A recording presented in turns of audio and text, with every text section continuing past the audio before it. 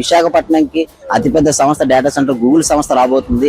ఎలా అనిపిస్తుంది? ఇది మొత్తం ఏపీకే కాకుండా విశాఖపట్నంకి కూడా చాలా జాబ్స్ తీసుకొచ్చే ఒక ఇది సంస్థ. ప్లస్ ఎకనామిక్ గాను జాబ్స్ గా గాను వేరే రకంగా గాను అన్నిట్లో ఇది చాలా మంచి ఇది రికగ్నిషన్ వస్తుంది విశాఖపట్నంకి. హైదరాబాద్ లాగా ఇది కూడా ఒక ఐటీ సెంటర్ లా మారే ఛాన్సెస్ ఉన్నాయి. ఇవన్నీ చూస్తుంటే రాబోయే తరంలో ఎట్లా ఉండబోతుంది?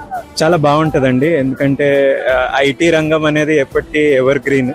సో ఇక్కడ వైజాగ్ కూడా అలాగే హైదరాబాద్ లాగా ఇంకా దానికంటే ఎక్కువగా డెవలప్ అవ్వాలని. సార్, ఇంత పెద్ద డేటా సెంటర్ ని గూగుల్ సంస్థను తీసుకొని వస్తుంటే జగన్మోహన్ రెడ్డి ఇది దేనికి ఉపయోగపడదు అని అంటున్నారు.